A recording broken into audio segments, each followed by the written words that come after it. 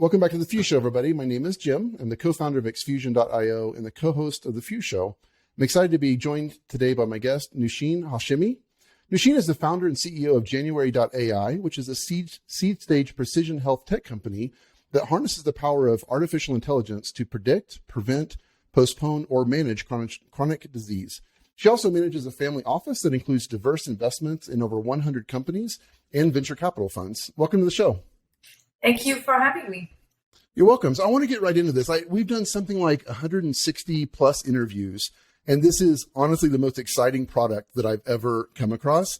And I'm personally interested, and I don't normally talk about my health on the show, but I think it's fair to say that I'm pre-diabetic and I'm incredibly interested. In fact, I was telling my wife about it. I'm like, I need to try this. This is very interesting. So tell us a little bit more about January AI and what it is that you do and the audience that you serve. Absolutely. So as you mentioned, we're a precision health company, which means we're very interested in collecting a variety of data on users to be able to see trends over a long period of time about their health. So rather than wait until people are completely sick and symptoms start to show, at which time your options become very limited and the trade-offs are not great, we're able to early on see some signs of potentially things going in the wrong direction and trying to alert people to those things so that they can, when they have the option and the choice and the chance, to actually do something about it. The example of this is when you have what is called glycemic dysregulation, or if you have a lot of movement in your blood sugar. A healthy blood sugar movement for someone is that if you eat or you work out or something like that, your blood sugar will go up and then it will come down nicely we have a beautiful curve up and down. Okay. If you have prediabetes, this curve will go up and not come down so quickly. It would kind of go sideways. And if you have diabetes, it may go up way, way, way higher. So if you compare two people with similar circumstances, having eaten similar things or having done the same amount of workout in 2 days, perhaps if they eat exactly the same thing, let's say French fries or chocolate-covered blueberries, the healthy person may spike to, say, 140, and a person with diabetes may spike to 240 or 260, eating the exact same thing. So that could be for a variety of reasons. It could be that they make insulin more slowly. It could be that they don't make insulin at all, and they're getting insulin, and they're trying to meet up that. It could mean a lot of different things, but essentially, when your blood sugar is dysregulated, meaning it doesn't go up and down beautifully as it needs to, meaning you don't have the ideal amount of insulin to glucose kind of mechanism happening, then over a period of time, you may develop disease and different diseases, not just diabetes, but also cardiovascular disease and a range of other diseases that may come from your blood sugar not being managed very well. So our goal is to help people just the same way that people are wearing sensors on their bodies, like a heart rate monitor to see how many steps they're taking or how much they're sleeping. We're encouraging them to also watch their blood sugar to see what their blood sugar is doing and try to use this lever of health to, essentially use blood sugar as another lever of health. I see. I've got to say that there's a piece that I found it on your website, machine learned prediction of glucose response for 1,000 subjects. Yeah. And I was telling you, off air that I don't normally go this deeply on products, but this is fascinating to me. And what really caught my attention is, and you alluded to this just now, but I think it's like page 2 or 3, there's a PB sandwich, and you did an analysis of 3 different users that ate that sandwich. And there was significant differences in the way that they processed that. And I think we think of there's generic expectations that eating X will produce Y result. And it's interesting to consider that that's not necessarily the case. No, there are thousands of things that go into it. For example, we know a lot of things that take up glucose. For example, thinking. Your brain, you actually, a lot of glucose is kind of energy for your body. So your brain takes up a lot of that energy to actually do its work. So your glucose levels can depend on how much thinking you're doing, how much fiber is in your body, what you're eating exactly. Because a lot of people, so for type 1 diabetes, generally people are making this insulin to carb calculus, but for type 2 and prediabetes, generally you're not just eating carbs by itself, right? You don't just eat pure sugar. So you eat carbs with protein, fat, fiber, water, right? So your glycemic response, your blood sugar depends on that as well. So your brain, what else is in your body, what else you're eating, how much fiber is in your body at that time, how much workout you've done before, what level of activity you've had, how much sleep have you had. So much of these things go into your blood sugar level. And it's not just that you and I are different. It's that Noosheen, could be different from day to day, even eating the exact same thing. I could wake up, eat exactly the same breakfast that I've had every day. And we have done these experiments where a colleague did it for 9 days straight. He did the exact same thing, did the same kind of activity. And for 9 straight days, he ate the same sleep in the same amount. He's a scientist. So he measured it properly, and he had 9 different responses, glucose responses. So we vary greatly. I mean, if you really wanted to perfect this, you'd have to essentially, decode 5 billion years of evolution. So your body is a very complex thing, but we don't need to get that precise. I think we can we know some things very, very well. What are the things we know? We know that some foods have more glycemic load than others. Mm-hmm. So we know that their ratio of carb to fat, protein, fiber, water is higher. And it's going to cause a bigger spike in your body. We know that like for example, orange juice. Some people think of orange juice as a very, very healthy breakfast. And that's been told to us, right? Just chug your breakfast. But orange juice is well known to be a very high glycemic index food. But lots of other foods, innocent foods like oatmeal, that are really good, usually recommended to you for cholesterol, for example, can spike you greatly, especially because people load up oatmeal with a bunch of other things, or they eat fast oatmeal, for example, as opposed to eating a slow cooked oatmeal or soaked oatmeal. And so people think a lot of fruit, well, they think fruits are innocent in general. Weight Watchers and Noom are 2 companies that are weight loss companies that recommend that you eat as much fruit and vegetables as you want. They're thought of as free foods, essentially. But we know very well that having a bowl of watermelon before you go to sleep is not a great idea because it has very for several reasons. High glycemic for several reasons. But a lot of people think that's great. I didn't have dinner. I had watermelon. That's not the best thing. So I think we've learned quite a few things that through experimentation that we know to be true. We know for a fact that if you and January contributed this to the world. We know that if you eat something, we know that if you eat something and you immediately start being active, we called it transercising 4 years ago. We said, even if you just walk the length of the hallway, like the length of the office, which was only 1,500 square feet, if you just walk the length of the office, your blood sugar would go down versus just sitting. So we proved these things in the lab. And then we brought it to the world. So we do know a whole bunch of things. So you don't have to get that precise. Sometimes when we talk about precision, people say, yes, but what about this tomato grown in Sonoma versus the tomato grown in Chile? We will get there. We will get there. We will look at soil. We will get there in terms of precision. But today, we don't need to be at that precision. We just know, we know several things about glycemic load of foods. We know that, heightened blood sugar over a long period of time is not good for you, and that you want to balance your blood sugar.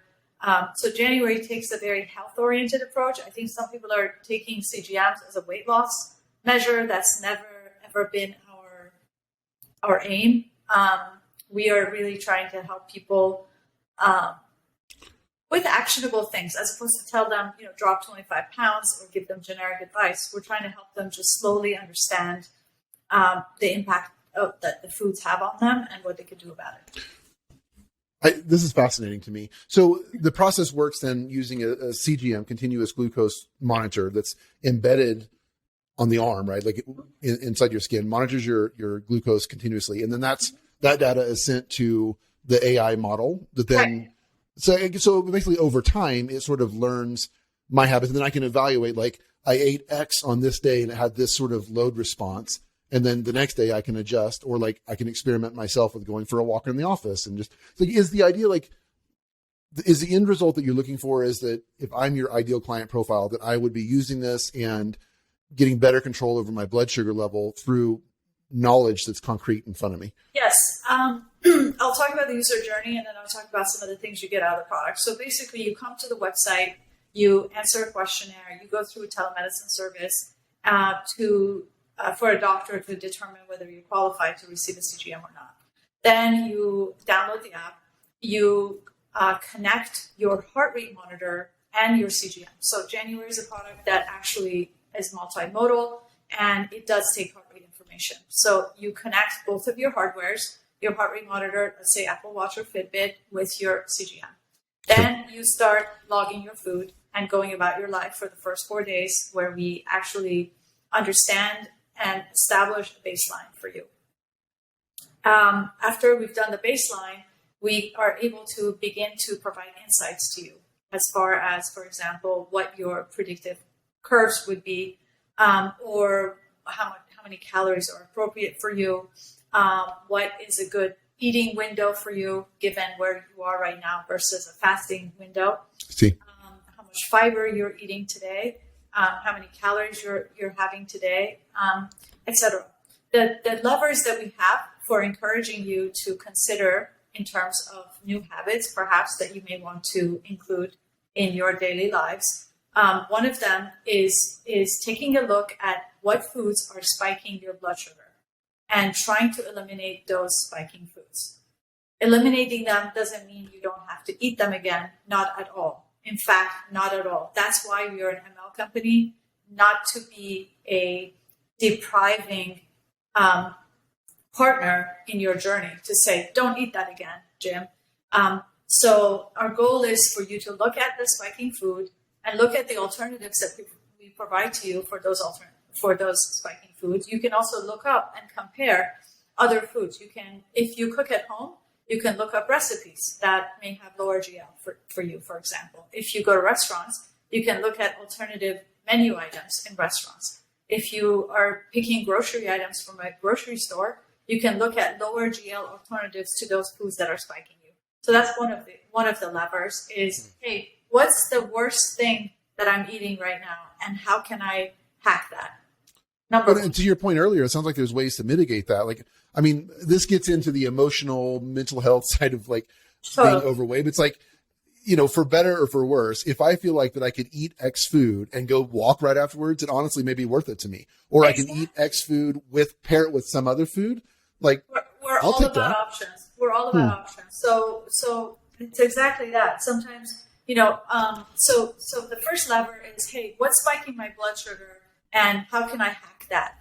Can I hack it somehow? Meaning either I love it so much that I'm going to eat it anyway and walk, or I can have half of it and eat something else for that, so I can manage the quantity, or I can eat something of the same flavor, just has a lower GL. Like I'm eating Dannon blueberry yogurt, but Dannon has another blueberry yogurt that actually is lower GL, and January can show you that.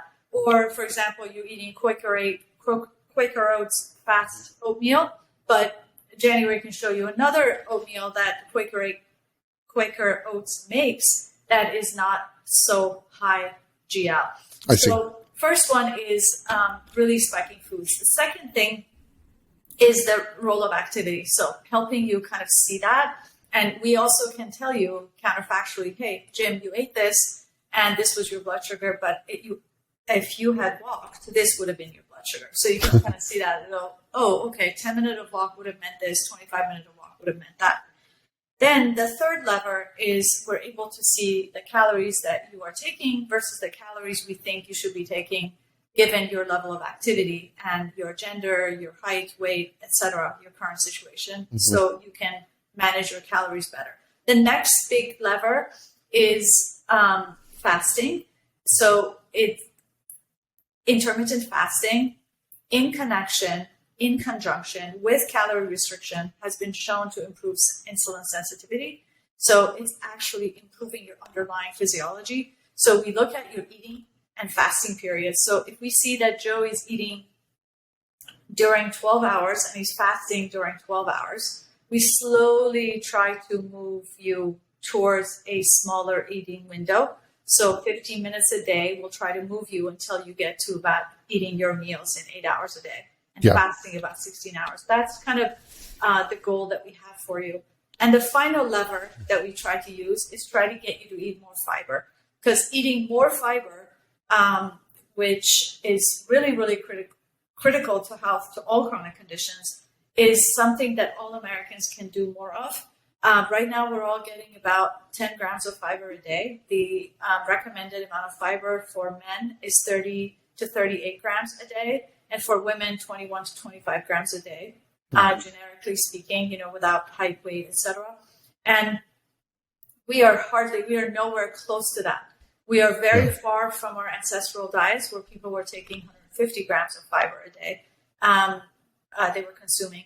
So we think that, and there's a lot of literature around how fiber in your system stunts your glucose curves. So we encourage you to take fiber. So those are the 5 levers that we offer users to use to dial their food and activity. Why are you so passionate about this? You obviously know your stuff, and it's clearly something you're passionate about. Where does that come from? I'm extremely passionate about prevention. To me, I've had, I'm sure people have heard this story a few times, but my father he had colon cancer, and he was treated for that. And then he was under the care of the oncology department at our local hospital for 8 years. Every 6 months he went in and did all his tests and everything. And then he was told he had stage 4 prostate cancer. And I was in the room with him when he was told that. And I said, wait, if he already had one cancer and he was under your care for 8 years and he visited regularly, and you did all these tests, you didn't figure he had another cancer? And they said, oh, we don't screen for prostate cancer until you're 80. And after 80, most men have it. And so that is savage to me. Let me tell you that, because my dad had become a raw vegetarian, in his 40s, 50s, and he was healthy for everything else. But this kind of slow thing that happened, had he known, I think he was healthy. Of course, he had colon cancer because he had eaten a lot of, who knows for all the reasons, but he had been a meat eater, like just strictly meat, nothing else. He had eaten meat most of his life until he got colon cancer. Until he lost a younger brother to heart disease, and then overnight he became a raw vegetarian. So I saw how you could be under medical care and yet whole cancer could be missed all the way to 4th stage. Then my mother was misdiagnosed for having asthma, where she has heart disease, and so she almost died, several times. And so I think where my passion comes from is that I feel that several things are missing from our standard of care today. One is that doctors don't get educated on nutrition and lifestyle modification. They really get trained in disease and disease, dealing with disease. And most of the cost in our healthcare goes to acute disease. I shouldn't say most of it goes to chronic care, but A huge amount of our healthcare costs go to end of life care, like last 2 months even of care. So I feel like the entire investment we've made in healthcare is very back-ended. And my obsession is to try to make it front-ended. Let's help people know early on what is going to happen and let them have at least the opportunity to act on that. So I think the idea is that, we don't want to worry people. We don't want to concern them. We don't want to tell them things that then they may be concerned about. Well, is that better? Or is it better to let them become super sick and have to go on lots of medication? So I think we're not giving people enough credit. And I think post-COVID, I think people are more interested in their own health. And I think we should give them a shot. We should trust them. We should give them the tools to get to know themselves extremely well as possible, to have the data available to know what's happening with them. And then, for them to act with education. Will everyone act on the data they get? No. Some people, I have one friend who says, if I'm going to get Alzheimer's, I'm just going to get it. I don't care. I have another friend who says, no, I'm going to take a neuropsychology test to get my baseline now. I'm going to do it every 5 years to see if I have cognitive decline. I'm going to learn a foreign language. I'm going to do all these things so that I can keep myself from cognitive decline.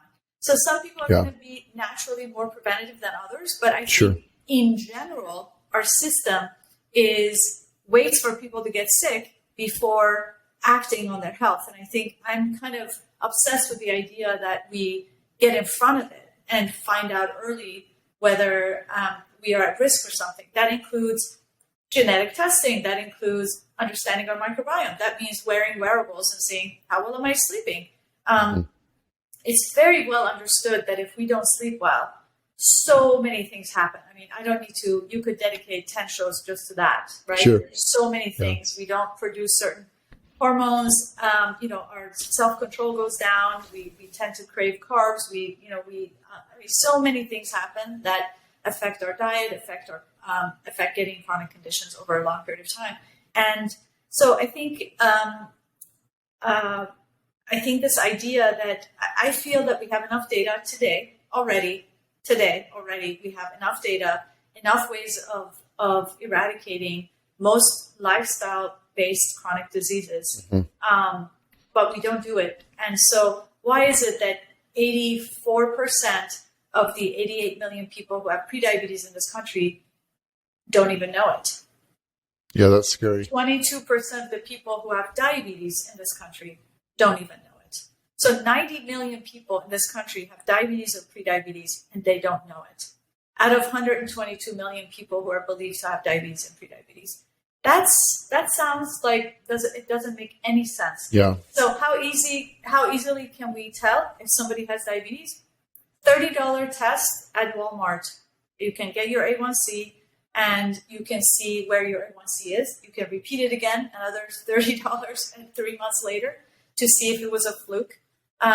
These things don't have to be dramatic things. I think we have to just get used to slowly getting used to kind of collecting data about ourselves calmly and just kind of saying, okay, maybe that was one point, one particular day.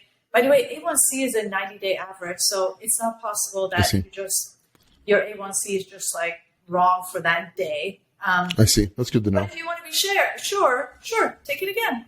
Take another A1C test. Throw on a CGM. See if your blood sugar is going really high up and down. If you have two glucose levels of 200 or more, then you may want to talk to your doctor and see that you may have diabetes. So I think that people can take a much larger role in their own health. I don't believe governments can make us healthy. I really don't. Mm-hmm. I believe governments can do a lot of things. But I think that there is no way that anyone can care about us and for us as much as we can, and we have the tools to do it. Now, some of the tools are expensive, and so not everyone can, go out there and throw on a CGM. But I think relative to other things we spend, a CGM costs about $70 or $80. You know, can people throw on one CGM at one time? Yes, definitely. They can. Is it dangerous? No. The worst thing that can happen to you is skin irritation. Nothing really, you know, there are some evidence of infections for type 1s when they wear it continuously, but for type 2s and kind of intermittent wearing, it's not a problem. Do people need to wear CGMs 365 days out of the year? Absolutely not. Especially with AI. You can wear it after getting trained. You could just wear it intermittently. You can wear it 4 times a year, wear it 2 times a year. So if you're buying a pair of sneakers for $100, you can afford a CGM. Yeah.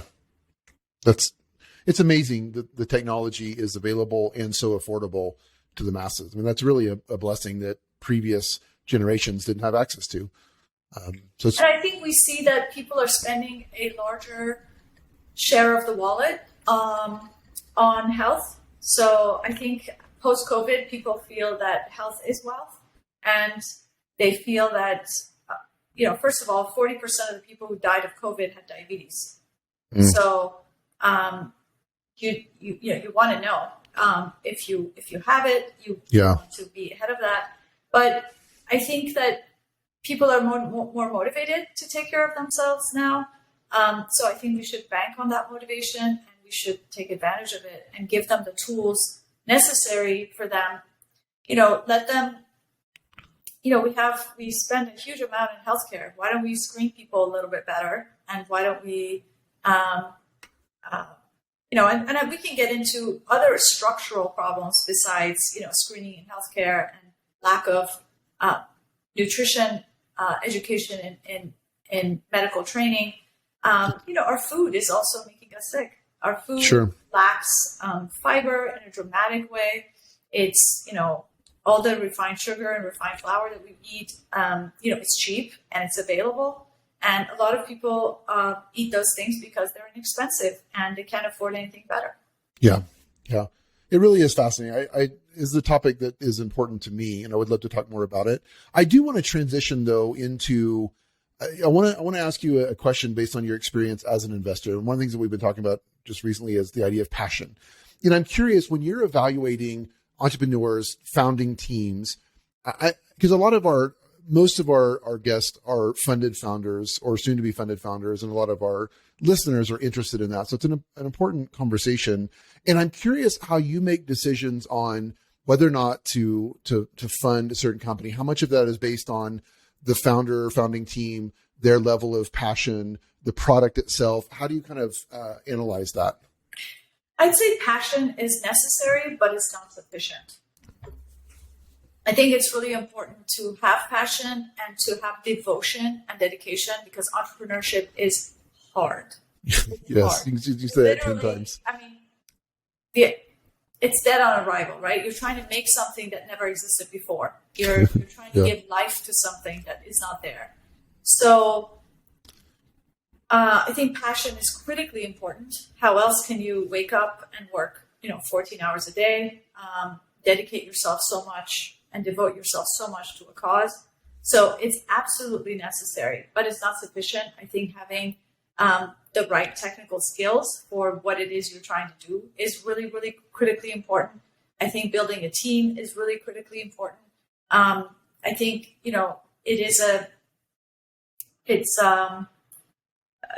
there's this great book about super founders.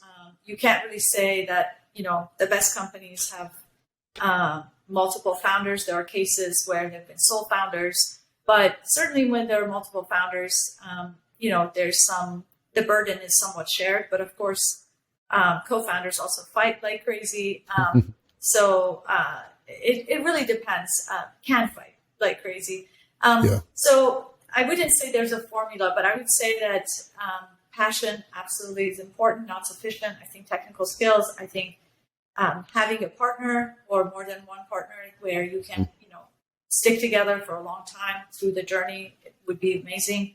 I think timing is really important, right? Yeah. So I think timing is really critical. And we've seen over history how, like the Apple phone that you hold in your hand, there were so many iterations of that. There was Newton, and there was like so many different technologies came together to make that happen. It's such a long iterative process. So many pieces of tech got iterated on and then converged into one.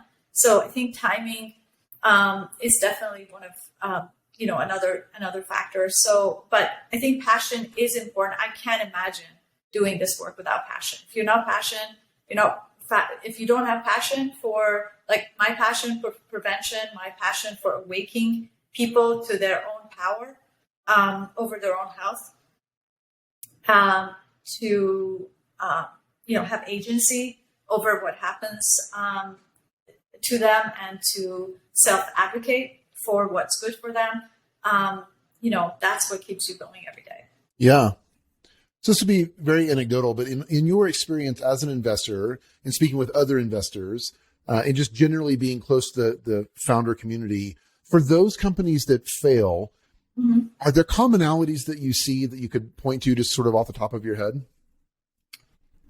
Okay, let me think about some of the companies that we've had in our portfolio that have failed. The first thing first one that comes to my mind is really timing. I mean, they were so ahead of the market. I would say by a decade. So this is an augmented reality company, and they had some really interesting technology, but having technology is not enough. To have deployment, I mean, that is a massive, so yes, can you gesture? Can you do these very interesting things with the technology? Sure. Can we see the use cases? Absolutely. Somebody could be, repairing a Boeing airplane, and then with augmented reality glasses, and they could be looking through manuals and things like that, talking to their supervisor, 5 states over. Like, are there implications? Sure. But the deployment and the execution and the user experience, and then the business models. So, I think too often, companies are formed around like a cool idea. But cool ideas, as you know, everybody says, yeah, cool idea, but then it's all about execution. But you can break down the execution into many things. One type of execution, of course, is just the speed of like how fast you can build that into a product. But another one's like, how do you take it into market? How do you change the way people are doing things today to adopting your tool? And we don't change quickly. And we don't change quickly. So so I think and I can go on. There are many things, but there's technology innovation, there's business model innovation, there needs to be innovation sometimes in the regulatory process for these things to happen, like for electric cars to happen. So much subsidies for electric. I mean, often we think of a company in isolation, but actually there's quite a bit of stuff that is outside of the company that affects company success. And I think just the cool widget or the cool tech is not enough for mass adoption. Yeah. So when I think of failures, I think in one case being way ahead. I think in another case, people are, testing their way in. Like I remember in one company, they were using SEM and SEO, and they were getting users, but they weren't getting profitable users. So the users were like using the product once and leaving basically.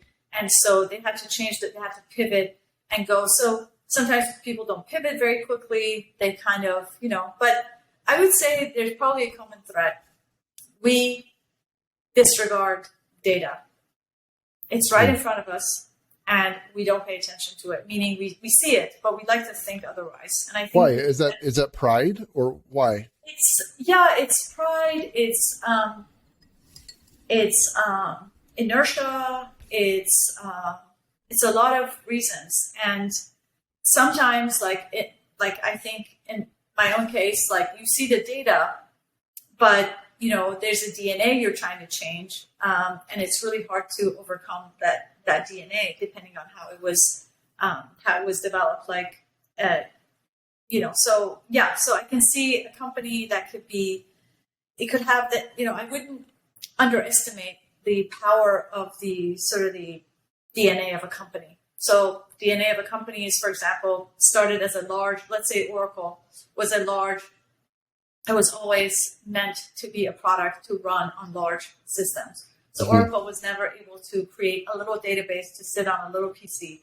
It went off to invest, the CEO invested in other companies like NetSuite and Salesforce that were addressing smaller businesses. But Oracle at large itself could not do that inside Oracle. So it spun off other ideas or gave life or participated in helping create other companies, some of which it bought back as into the company. But so it's rare for a company like, I think Amazon is rare to be able to like create AWS as a product, which is really for enterprises. It's for everybody, but also create a consumer product. Some companies make it like that. Like, Microsoft had Windows and it had it for big enterprises, but it also created a gaming company. It has an Xbox and it has, so I think, in general, the DNA of how you were created affects sort of your performance and the products you are about to create going forward. And it's hard to get away from that inertia and that DNA sometimes. Yeah, that's interesting. I think of Blockbuster often. I don't know if you've seen the meme. There's this little guy that's tunneling underground with a pickaxe, and he's tunneling, and he's like this close to the diamonds, and then he just stops and goes back the other way. It's like, I think of this theme a lot where there needs to be wisdom and discernment on behalf of the founding team, advisors, et cetera, to know, like, do we keep going or do we not? Do we turn back and go the other way? It's like, Absolutely. Blockbuster could have pivoted, and for whatever reason, they didn't have the same vision as Netflix. And I heard that Netflix even tried to sell to Blockbuster, and Blockbuster turned them away. So it's like, and I know that like we're all susceptible to those types of mistakes, but it makes me think, it's like, what is the difference in the companies, the founding teams that pivot at the right time versus the Blockbusters that just keep on going to their death? Absolutely. And just look at how many times Steve Jobs did different things. I mean, he built Next. Just think about how he killed the iPod for the iPhone. I mean, who does that? iPod was bringing in unbelievable revenues to the world. It was a popular product. He killed that. That's a great point, actually. He really had the balls to do that. He was, when he left Apple, he didn't have that much money. He put a lot of money that he had into Pixar, which became later, I think upon his death, his ownership of Pixar was something like 7% of Disney, the greatest American corporation. So just there are people who can make those dramatic decisions, and most people are drowning in inertia and sort of what is, and the yesterday theory, and like what they should be doing today and how they are, and it's hard to do that, and it is hard to convince people to make those dramatic changes. I tried to do it, and there's a lot of pushback. It's like, really, we've been doing this. Why can't we just continue to do that? Well, that's not the best thing to do right now. We should not be doing that. So I struggle also to get people around me to kind of take these dramatic kind of changes that you need to make. It's scary. And it's also the timing, right? Yeah. It's great that you're working on research for 3 years, but it's go to market is what matters. And you have to, when you think of designing, for example, you're designing a nutraceutical, you're optimizing for efficacy. But at some point you're also going to market, you have to optimize for other things. For example, the cost of the product. So I think, there's also other trends happening in terms of labor markets. The impact of COVID on labor market, I think, is very interesting. And that's affecting people's decision making. It's rather complicated. I want to go back. You mentioned yesterday theory. What is that? I'm not familiar. Yeah, that's just, there's several of these things where we think that, we should continue doing what we were doing before. And there's this concept, like the best days were the 50s, like it was always better before. And I see. The past was always like much better than it is today. And that's just not the case. We had a lot of problems. Yes. Well, are you familiar with Morgan Housel, the writer No. over at Collective Fund or Collaborative Fund, I think it is. He's exceptional, and he has a book called The Psychology of Money. Amazing writer, but he talks a lot about that. And the one consistent is human behavior and psychology. It's the same story. It's just different technology. It's different challenges, but it's the same story. But we do have that propensity to think the grass is greener or was greener or whatever. Always. It's really interesting. Currently, we're experiencing the Great Resignation, right? People are all moving. Everybody's on the go, and grass is greener. And if you just water the glass, under your feet, dude, just it could make a big difference. But it's really interesting what's happening right now. Absolutely. I'm rather disappointed that we're coming up on time. This has been fun. I do want to ask you one more question. And I'm curious, if you were to go back in time, and you can pick the time period, 10, 15, 20 years, whatever, and give yourself, the younger version of you, advice based on what you've learned now in your journey as founder, as an investor, what would you say to yourself? Well, the first thing that pops into my mind is I would have not gone back to Oracle after my short stint at the Stanford Business School. So basically, I spent 7 years at Oracle, then went to Stanford Business School for 9 months in the Sloan program to get a master's degree. Returned to Oracle, extremely loyal to the company, obviously. I had built it. I'd worked 18-hour days for 7 years. It was my life. The company was absolutely, utterly my life. Had a 3-day honeymoon. I had worked every day, Christmas, Thanksgiving, holidays, every day. I didn't even own anything but suits when I went to Stanford Business. First day I walked into class of 47 people, the Sloan class, I was in a suit. And I was the youngest person at 29. Everyone else was in their 30s and 40s, some in 50s in this class. And I had to go that weekend buy clothes because I looked so ridiculous in a suit. Everybody was in shorts. So I lived a very specific, determined, dedicated, devoted life to Oracle. And the best thing would have been when I left Stanford, I should have immediately started a company. I wrote a business plan for a company, and I should have just started it right then and there. Why did you not? I don't regret it because I ended up having kids later in the 90s, and that was a phenomenal journey. I would not change it for anything. I have 2 really incredible kids, and I dedicated quite a bit of my time to raising them. I made them my first priority for a number of years, so I wouldn't have changed that with anything. But I didn't do it because I was devoted to going back to Oracle. It was kind of and that, if I were to turn time back, I would have just gone off then. Were you afraid to jump off? Was it the security that you felt at Oracle? No, I think I was too dedicated. I think I had an imbalanced relationship. With the company. I'd given too much of my life to the company. You should talk to other people that have worked in companies, say 7 to 10 years. You get into almost an unhealthy relationship with it. You're so devoted to it that anyone who's worked in a company for about 7 years, it takes you so long to leave. Like it takes years to actually depart. Because you built it from the beginning with your own 2 hands. Just think about it. 18 hours a day, average, sometimes much more, 7 years in a row. Oh, that's a lot. 365 days out of the year. Just think about it. Yeah. Think about not going to the doctor, not going out to birthday parties, no games, just think about that. And so it took me a while to do that.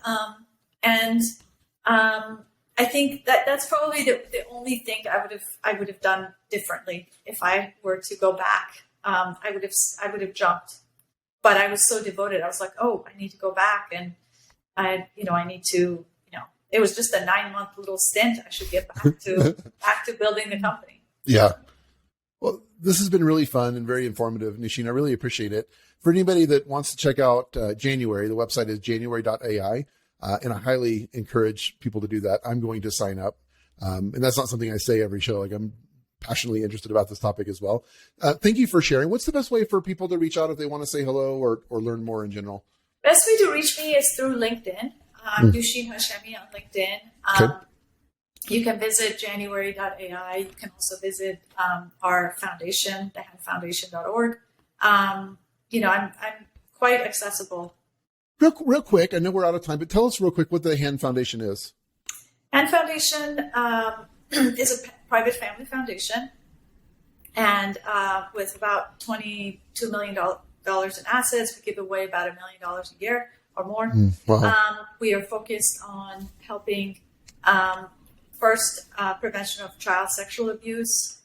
We're also interested in advocacy and debate. We help victims of crises. This is something we added in the last 3 years. We always worked on very, very long-term causes. And in the last 3 years, we've added crisis, just because of so many things that happen in the world in terms of, floods and like so many kind of natural disasters that happen. So we have kind of changed some of our focus to just giving people immediate help.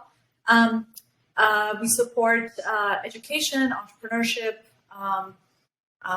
and so you can learn more at thehandfoundation.org. We're very excited about the work that we do. We've done some really interesting work in the past. I encourage people to give to child sexual abuse prevention because it's really a neglected area of philanthropy. In spite of our very small size as a foundation, we're one of the key donors to child sexual prevention, which is really hard to believe because it's so prevalent. It's 1 out of 4 girls, 1 out of 6 boys is sexually abused in America before they're 18. So I really encourage people to consider that. We all know someone who's been there. So thank you for sharing that. I want to talk to you more about this offline. I got chills as you were saying that. I was a sex crimes against children detective for 5 years. So I worked for the police department and the DA's office. And it's awful. And we can talk more off air, but it's something I'm very passionate about. And I have plans to start a nonprofit surrounding helping law enforcement have the resources to work these types of cases from an education perspective and bringing in passion as well. Like that's a major issue is that there's a lack of passion for a lot of people because they just don't understand this type of abuse. So, but thank you. Like this is incredible. And that's, handfoundation.org. The Hand Foundation, THEHAND Foundation, The Hand Foundation. Oh, let me correct that. Got it. Okay. Wonderful. Well, we'll add that as well. Thank you, Noosheen. Really appreciate your time and generosity. You. All right. Cheers. Thanks for having me.